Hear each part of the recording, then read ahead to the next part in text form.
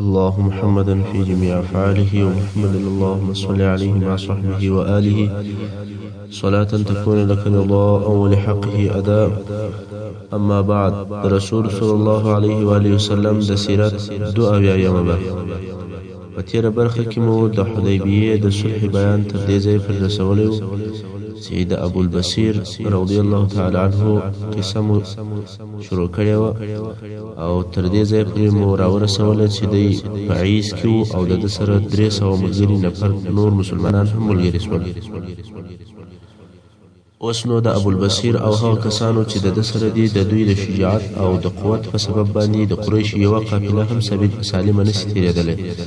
قریش هغه د حدیبیې صلح په دې سبب وکوله چې قافلې سالمې تېرې شي، مګر د دوی قافلې او تجارت بیا هم په خطر کې دی چې په دې ډول سره رسول صلی الله علیه وسلم هم صلح وګټله او هم د قریشو قافلې چې دا قافلې اوس هم تر هغه پخواني خطر لاندې دي او سالمې نشي تېرېدلی. د ابوبصیر او د هغه د ملګرو قدرت په ورځ په ورځ زیاتیږي. یوازې دا نه چې تجارتي قافلې پر قریشو بندې شوې، بلکې د خوراکي شیانو قافلې هم پر بندې شوې. په خپله مکه مکرمه غذایي مواد نه لري او د باندې څخه پر قطع شوې چې په نتیجه کې یې ډېره لوږه او کاختي په مکه مکرمه کې جوړه شوه. قریش چې د دغه خطر د لرې کولو دپاره هر څه کوښښ وکړي هغه ټول بې فایدې ول. نو قریشو د ابوسفیان په مشري باندې یو ډله مدینې منورې ته ولېږل او ویې ویل: یا محمد صلی الله علیه وسلم، د الله روی مو در وړی دی، رحم وکوه او هغه شرط چې موږ د حدیبیې په صلح کې ایښی و هغه نه غواړو. اوس تاسې فکر وکړئ چې قریش کم شرط نه غواړي؟ هغه شرط چې د هغه په سبب مسلمانان ډېر خواشیني او ناراضه ول، هغه شرط چې مسلمانانو د ځان لپاره ذلت بلئ. دا هغه شرط و چې ویل یې که د مکې مکرمې څخه کم مسلمان درسي هغه به بیرته راکوئ. اوس قریش وایي چې دغه شرط موږ نه غواړو، هغه مهاجر خلک دي ستا سره وي چې صلح وساتل سي او قافلې تېرې سي. رسول صلی الله علیه وسلم د رحم او مهرباني په سبب تر دغه شرط تیر سو. دا هغه شرط و چې مسلمانانو د کفارو په ګټه بلئ، مګر په حقیقت کې هغه شرط د مسلمانانو په ګټه و.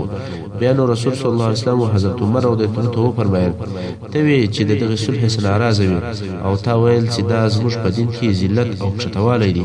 تا ویل چې دغه صلح د کفارو په ګټه او په مصلحت ده. اوس څنګه سو؟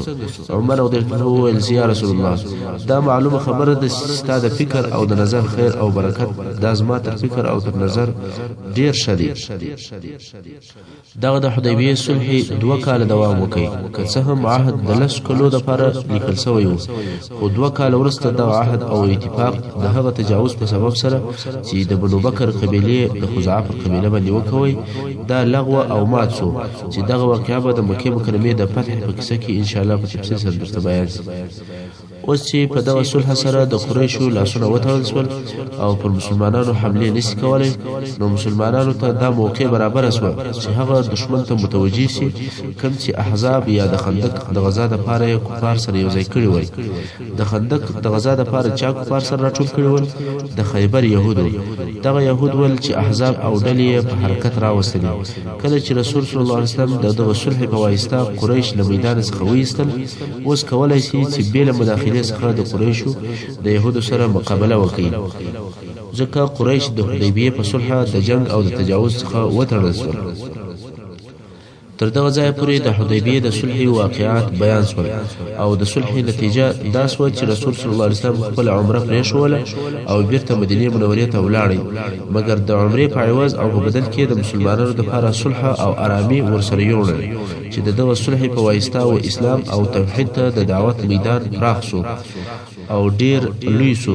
د اسلام مبلغین او دعوت کوونکي په آزاد ډول سره هر ځای ته تللی شي او هر څوک دعوتولی شي. د الله جل جلاله له طرفه چې د دغه صلح پر واقعې کومه تبصره نازله شوې ده هغه په سورة فتح کې ده او د سورة فتح په معنا تر هغو نه شو پوهېدلی چې د حدیبیې صلح نه وي رامعلوم، لکه چې الله جل جلاله فرمایي: انا فتحنا لك فتحا مبینا، بېشکه چې موږ تا ته فتح او بری درکړی دي ښکاره او معلومداره فتح.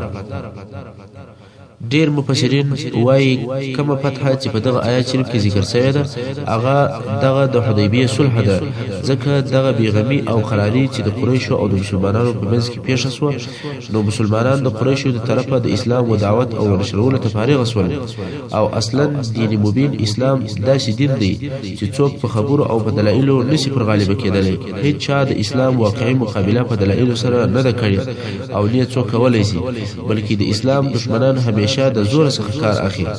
د اسلام دین په خپل غالب دی، ځکه دغه دین د الله له طرفه څخه دی. اسلام داسې دین دی چې د انسان د خلقت او د فطرت سره موافق او برابر دی. اسلام د عقل او د منطق سره برابر دی. څوک نشي کولای چې د اسلام د دین په مقابل کې دی په عقل او په منطق سره ودرېږي. خو د اسلام او د خلکو په مابینځ کې دغه د قریشو پر لپسې حمله د حاجز او دیوال وي. د قریشو دشمنی او بې ځایه ازارونه چې خلک یې مسلمانانو ته نه پرېښول او مسلمانان یې خلکو ته نه پرېښول. نو کله چې د مسلمانانو او د قریشو په منځ کې دغه صلح وسوه، د مسلمانانو او د نورو خلکو په مابینځ کې هغه دیوال او پرده چې وه هغه ایسته سوه. دلته نو اسلام په ټوله جزیره العرب کې غالبه او نشر سو. د دې دپاره چې د اسلام د کامیابۍ دپاره د دغې صلحې نتیجه شرع معلومه سي، نو به یو څه حسابونه او یو څه عددونه تر نظر لاندې ونیسو. تاسې که فکر وي په مکه مکرمه کې 14 کاله و اسلام ته دعوت وشو، مګر د هغو کسانو شمیر چې اسلام ته داخل سول او اسلام ته داخل سوي ول د هغو شمیر 1.5 سل نفره و، زیاتو کم پکښې. دا ټوله په 14 کلو کې چې تقریبا 80 نفره مسلمانان په مکه مکرمه کې ول او 80 نفره په حبشه کې ول. اوس نو بیا د حدیبیه تر صلح پورې چې د حدیبیه صلح د هجرت په 6 کال کې و، یعنی د دعوت د شروع څخه 19 کاله تیر شوي ول. نو دغه د حدیبیه په صلح کې د رسول صلی الله علیه وسلم سره څو نفره راوتلي ول؟ 1400 یا 1500 نفره. که څه هم مسلمانان په مدینه منوره کې یو مستقل دولت جوړ کړی و او حالت هم تر یو اندازې پورې ډیر شو او کارونه ډیر پر مخ روان ول، مګر بیا هم موږ د مسلمانانو شمیر ډیر لږ وینو چې 1400 نفره دي یا 1500 نفره دي. دا کچيري خالد د نبی اسلام سره راوتلي کسان حساب کو او که وګورو چې د الته په مدینه منوره کې نور شذي او کشنیان هم دي هغه مر سره حساب کو او سارای عرب کې چې مسلمانان دي هغه مر سره حساب کو، نو تقریبا ټول به 3000 نفر سي. مګر هغه کسان چې د رسول صلی الله علیه وسلم سره د مکه مکرمه په فتح کې راوتلي ول هغه 10000 نفر ول.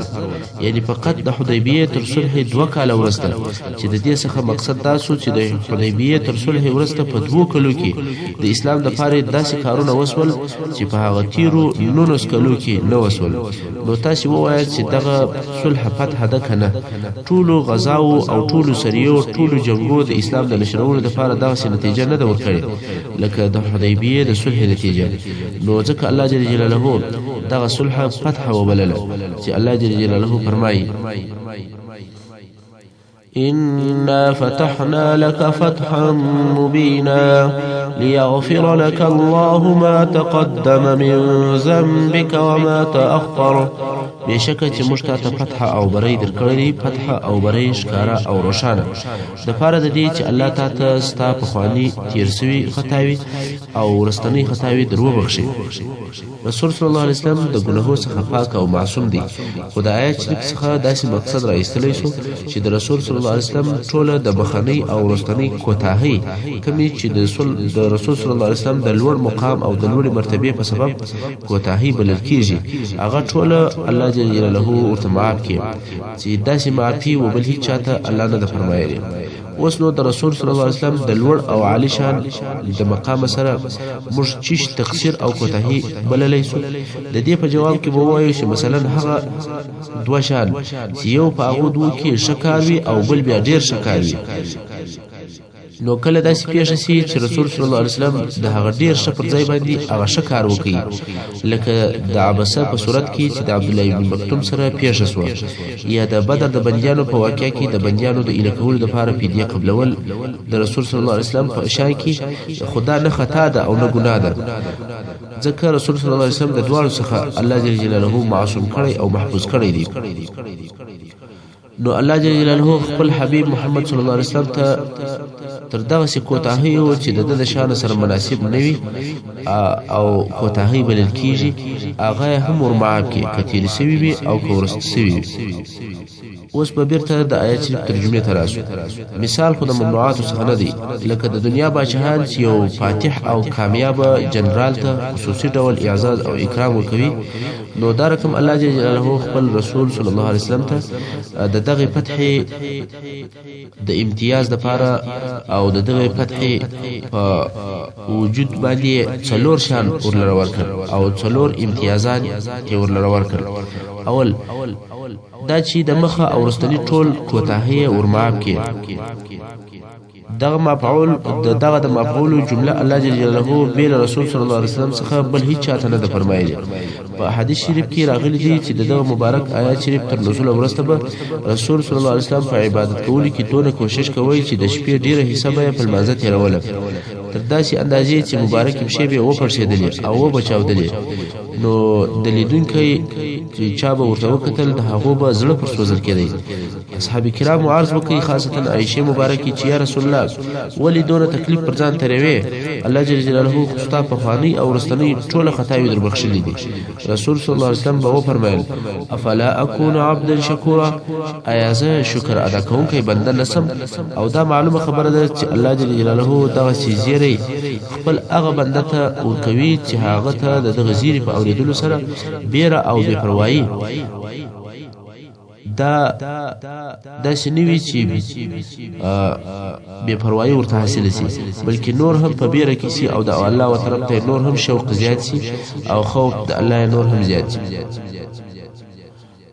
او موږ وویل چې الله جل جلاله او رسول صلی الله علیه وسلم ته د دغه صلح په مقابل کې څلور شان ورکړي دي. اول خدا سو چې د مخنی او رستنی ټول قصورات او کوتاهیانې ورمعاب کړي دي. دویم دا چې الله جل جلاله په فرمایي ويتم نعمته عليك، او د دې لپاره چې الله جل جلاله د مکی او نور شارو په فتح کولو سره خپل مهرباني او نعمتونه پرتا پوره کړي. او دریم دا چې الله جل جلاله په فرمایي ويهديك صراطا مستقيما، او الله جل جلاله تا سما او صاف لار دروشي. الله جل جلاله به همیشه د هدایت او د استقامت پر لار قائم لري. څلورم الله جل جلاله په فرمایي وينصرك الله نصرا عزيزا، او د دې لپاره چې الله جل جلاله تاسو سره مرسته وکړي غالب او قوي مرسته. هو الذي أنزل السكينة في قلوب المؤمنين ليزدادوا إيمانا مع إيمانهم، دغه الله جل جلاله هغه ذات دی چې سکون او اطمینان د مؤمنانو په زړه کې نازل کړی دی د پاره د دې چې د دوی د ایمان سره بل ایمان هم ورزیات کړي. یعنی سره د دې چې دغه صلح د دوی د طبیعت مخالفه و او د رسول صلی الله علیه وسلم په حکم عمل وکوي، د ضد کوونکو کافرانو سره یزید نه وکړي، نو دغه متابعت په برکت د دوی د ایمان درجه نور هم زیاتې شوې. دغه مسلمانانو د مخه د جهاد په بیعت سره دا ثابت کړل چې موږ د الله جل جلاله په لار کې د جنگ کولو او د ځان قربانولو لپاره حاضر یو، چې دا یو قسم ایمان دی. او بیا چې رسول صلی الله علیه وسلم مسلمانانو د جذباتو او د احساساتو څخه مخالفه صلح وکوله، دلته بیا د مسلمانانو بل قسم ایمان ښکاره شو چې د الله جل جلاله او د رسول صلی الله علیه وسلم د فیصلې په مقابل کې د تسلیم او د اطاعت غاړه کېښوله، چې دا سکون او اطمینان هم د الله جل جلاله د طرفه د دوی په زړه کې واچول شو. بیا هم په سورۃ فتح کې د دغه صلح په باره کې آیاتونه دوام لري، ترڅو چې په الله جل جلاله په لسم آیات شریف کې فرمایي ان الذين يبايعونك انما يبايعون الله يد الله فوق ايديهم، بشک هغه کسان چې تاسو سره بیعت کوي هغه د الله جل جلاله سره بیعت کوي، د الله لاس د دوی پر لاسو سربیره دی.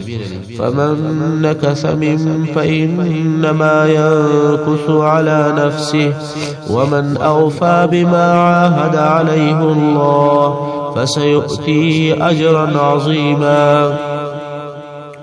نو پس هر چا چې دغه بیعت مات کوي بهشکه چې دی دغه بیعت پر خپل ځان ماتوي یعنی ضرر هم دته رسیږي او هر هغه څوک چې هغه شی وفا وکړي کوم چې دغه عهد او وعده د الله جل جلاله سره کړی ده پس ډیر ژر به الله جل جلاله دغه وفا او د وفا کوونکی نفر ته د دې وفا په سبب باندې ډیر لوی اجر او ثواب ورکړي چې هغه جنت او د الله جل جلاله دیدار دی او بیا په ورستنی آیات شریف کې الله جل جلاله هغه کسانو ته اشاره کوي کوم چې د رسول صلی الله علیه وسلم سره په دغه عمره کې نو راوتلی کله چې رسول صلی الله علیه وسلم دغه کسان د وتلو لپاره راوغشتل دوی وبېرېدل او د خپل ځانو سره وویل څوک په دغه بد حال کې چې د مسلمانانو او د کفارو په مابینځ کې دغه دښمني پرته ده وځي موږ و قریش ته ورسو او ځانونه ورته تسلیم کړو دوی پر خپل ځانو وبېرېدل او رسول صلی الله علیه وسلم سره نه راووتل الله جل جلاله د غفات خلق په باره کې فرمایي سيقول لك المخلفون من الأعراب شغلتنا أموالنا وأهلنا فاستغفر لنا جردي چې هغه پاته خلک چې د صحرایي عربو څخه دي تا ته به ووایي دا چې موږ ستا سره نه ولاړو موږ زموږ مالو او زموږ کورنیو مشغوله کړي وو یعنی تر شا مو څوک نه درلودی چې زموږ د مالو او زموږ د کورنیو پالنه وکړي نو زموږ دپاره د الله جل جلاله څخه بخښنه وغواړه دغه خلک اصلا هغه کسان ول چې دوی په خپل منځ کې سره ویل موږ د هغه خلکو وطن ته ورسو چې هغه دلته مدینې منورې ته راغلي ول او د رسول صلی الله علیه وسلم اصحاب یې ووژل تاسې وګورئ چې دغه تللي خلک به یو هم ژوندي نسي راغلی ټول به هلته په مکه مکرمه کې ووژل سي یو به هم نسي پاتې نو الله جل جلاله دغه د دوی د زړه پټ حال ورسول صلی الله علیه وسلم ته د مخه تر هغه ور وښوئ چې مدینې منورې ته ورسیږي ځکه دغه آیاتونه د مخه تر دې چې رسول صلی الله علیه وسلم مدینې منورې ته ورسیږي نازل شول په لار کې دا ور معلومه کړه چې تاسې به صحیح او سالم مدینې منورې ته ورسیږي او بیا به دغه پاتې شوي خلک قسم قسم عذرونه او بهانې جوړوي چې دغه ټول درواغ دي يقولون بألسنتهم ما ليس في قلوبهم دغه پاتې شوي منافقان به په خپلو ژبه سره هغه څه وایي چې د دوی په زړه کې نشته دوی په خپلو زړه کې پوهېږي چې زموږ دغه عذر بالکل غلط دی او دغه د بخښنې غوښتل هم یو ظاهري ریا ده دوی په زړه کې بخښنه نه غواړي ځکه دوی د خپل پاتې کېدل دا نه ګناه بولي او نه دا بدکار بولي او بیا الله جل جلاله فرمایي قل فمن يملك لكم من الله شيئا إن أراد بكم ضرا أو أراد بكم نفعا بل كان الله بما تعملون خبيرا أي محمد صلى الله عليه وسلم دوی ته ووایه څوک دی چې د الله جل جلاله د طرفه د عذاب په استکولو کې قدرت ولري یعنی څوک دا قدرت لري چې د الله جل جلاله د طرفه دی یو شی ستاسو څخه دفع کړي که الله جل جلاله ستاسو د ضرر او د نقصان اراده فرمایلی و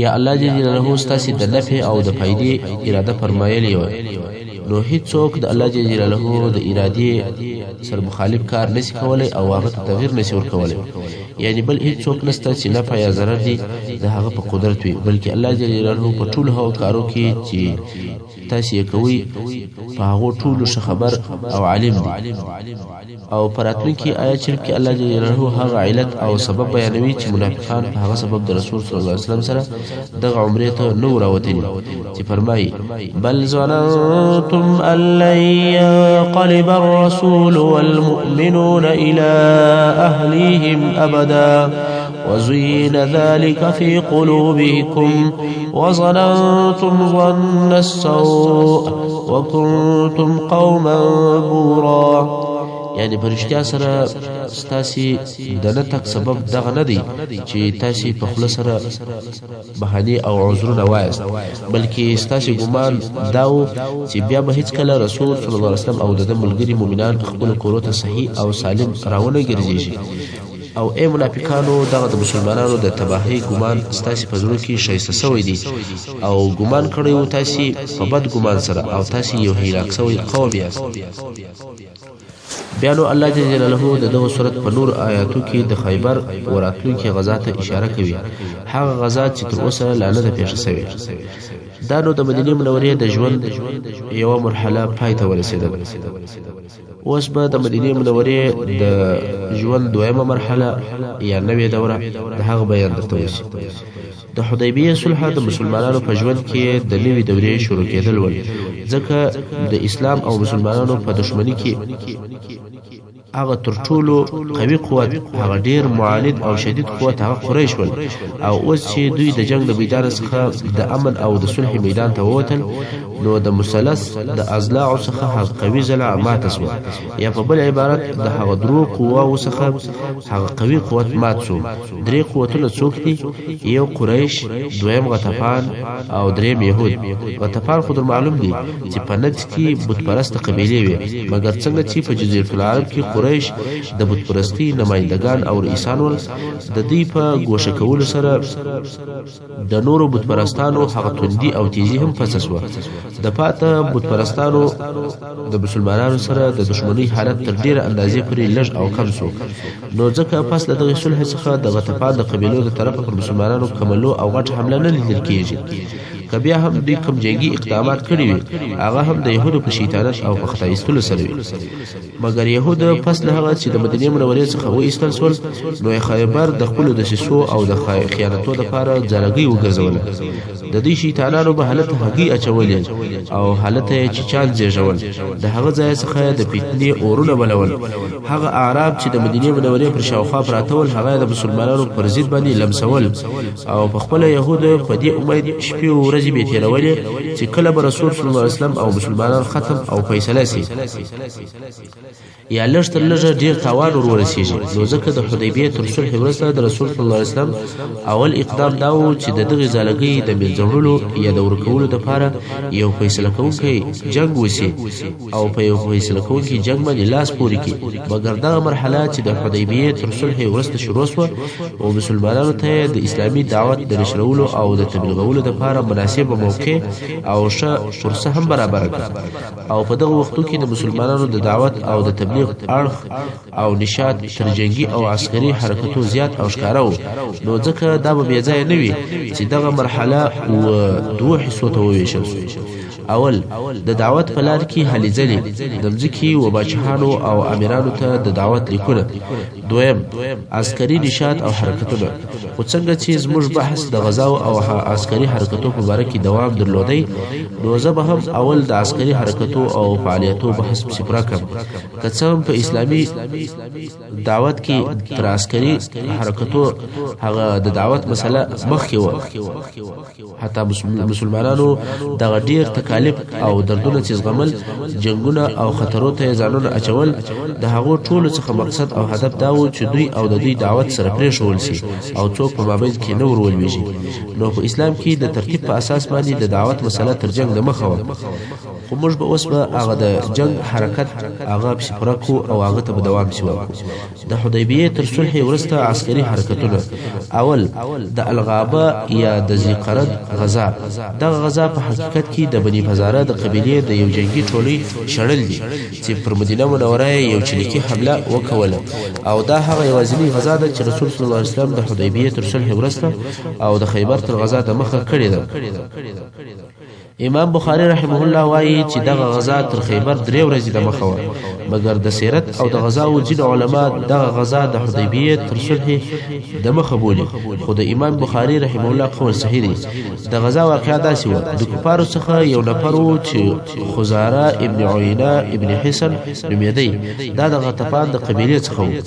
دا خو درته معلومه ده چې د غطفان قبیله ډیره لو او قوي قبیله وه. خزاره او د پلار د هغو کسانو څخه ول چې د خندق په غزا کې د مسلمانانو پر ضد باندې اشتراک هم کړی و. کله چې خزاره ولیدل چې د خندق تر غزا وروسته مسلمانان ضعیفه شوي دي، امید یې پیدا شو چې یو وار بیا پر مدینه منوره حمله وکړي، او وی ویل چې په خپله به پر مدینه منوره حمله نه کوو، بلکې د مدینې منورې پر اطرافو به حمله وکړو. نو غابه چې د مدینې منورې څخه لږ د باندې یو منطقه ده او هلته د مدینې منورې د خلکو کښتونه او باغونه ول.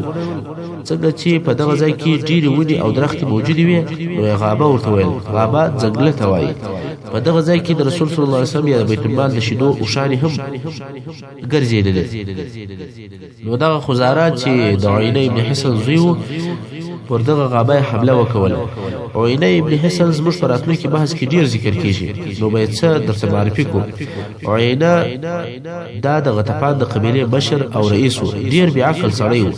رسول صلی الله علیه وسلم به ورته د پاره احمق مطاع نوم ایښی و، یعنی هغه بې عقل چې اطاعت یې کیږي او امر یې چلیږي. عینه د عقل او د فکر او د تدبیر خاوند نه و، مګر بیا هم د غطفان د قبیلې مشر و.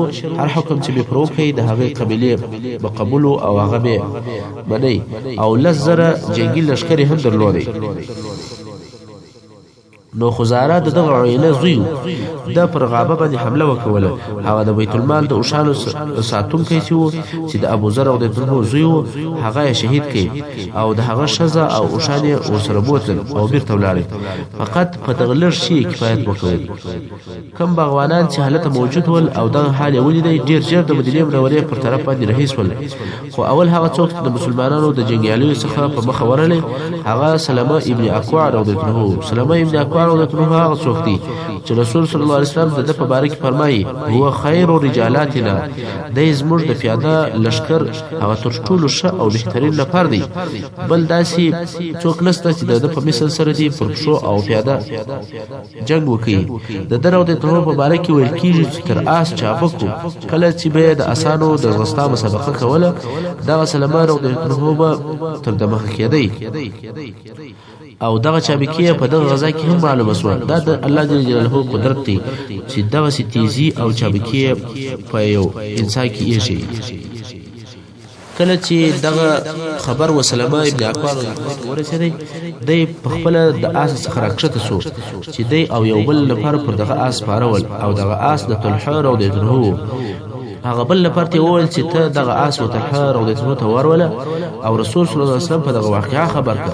په خپله سلمه رضی الله عنه لوړ پر یو غونډۍ باندې ودرېدی او د مدینې منورې پر طرف یې په لوړ اواز نارې کړل: وا صباحا وا صباحا وا صباحا، چې دا د هغه وخت د خطر ناره وه او د مدینې منورې ډېرو خلکو واورېدله. په خپله سلمه ابن اکوع رضی الله عنه پیاده او پر پښو په خزاره او د هغه پسې رهي شو. که څه هم دی پیاده و، خو بیا هم په هغو پسې ورورسېدی او هغه نفر یې په غوښو ویشتل. په دغه وخت کې هغه سړی چې سلمه ابن اکوع رضی الله عنه لېږلی و، هغه هم رسول صلی الله علیه وسلم ته ورغلی او هغه یې په حال خبر کړي. رسول صلی الله علیه وسلم غږ وکړي: کومک کومک کومک. خلک د رسول صلی الله علیه وسلم و طرف ته په راټولېدلو شروع وکوله. رسول صلی الله علیه وسلم ډېر ژر د سپرو یو کوچنۍ ډله جوړه کړه چې مشر یې سعد بن زید رضی الله عنه، او دغه ټولۍ امر کړ چې تاسې د مخه درځئ، موږ به ځانونه اماده کړو او درپسې یو. اوس خو حمله د غطفان له طرفه وه او غطفان ډېره لو او قوي قبیله ده او مسلمانان د هغو پر طرف ورځي، نو لازمه ده چې یو پوره تیاري او امادګي ونیسي. خو د مسلمانانو هغه اوله او کوچنۍ ډله چې په کفارو پسې وه، هغه په کفارو باندې د شاده خوا چې روانه ده او تعقیبوي. نو هلته په کفارو چې اول نفر ورورسېدی، هغه یوازې سلمه رضی الله عنه دی. او بیا دغه د سپرو کوچنۍ ډله چې ورورسېدله چې مشر یې سعد بن زید رضی الله عنه دی. او بیا رسول صلی الله علیه وسلم او هغه کسان په پسې ول چې ځانونه یې اماده کړي ول چې ټوله 200 نفره ول. او د غطفان د لشکر پر طرف رهي دي. البته دغه 200 نفرو برابرېدل څه وخت په بر کې ونیوئ او بیا حرکت وکوئ. لکه د مخه چې مو درته وویل، سلمه رضی الله عنه هلته په مشرکانو چې ورسېدی او هغه یې په غشو ویشتل. هغو چې به مخ ورته راواړوئ چې پر ده حمله وکړي، ده رضی الله عنه به ځینې وځغستل، هغه نه سوی پسې رسېدلی. هغه به بیا رهي سول، دی به بیا په پسې سو او په غشو به ویشتل. کفارو چې به مخ پر راواړوئ، دی به دغه بیا ځینې وځغستل. بس دغه معامله شروع وه. دی چې به مخ راواړوئ، ده به ځغستل، خو ډېر تیز و، او چې هغه به بیا مزلت ته دوام ورکړي، دی به بیا په پسې سو. اصلا د سلمه رضی الله عنه مقصد دا و چې دوی په یو شي باندې مشغوله کړي او ویې ځملي. دی غواړي چې هغه نور مسلمانان راورسېږي او واقعا هم کفار وځنډول، تر څو چې کفار د یو غره پر تنګي باندې ودرېدل. سلمه رضی الله عنه وایي چې زه تر دوی لوړ وختلم او پر دوی مې ډبرې راګېرولې. زه دغسې په پسې یم تر څو چې د بیت المال د اوښانو څخه یو یو اوښ پرېښوئ، او بیا هم زه په پسې یم او په غوښه یې ولم. تر څو چې تر دیشو زیاتې چپنې او دیش نیزې وغورځولې غواړي چې ځانونه سپکي او هر هغه شی چې به یې وغورځوئ ما به پر هغه باندې ډبرې کښېښولې چې رسول صلی الله علیه وسلم او د ده ملګري په پوه سي. اوس کفار هم پوه شول چې دغه سړی غواړي چې موږ وځنډوي او تر شا لښکر په پسې دی. نو یې څه وکړل؟ محترم اورېدونکو څنګه چې وخت پای ته رسېږي زموږ پاته برخه د سیرت په راتلونکو کیسو کې واورئ.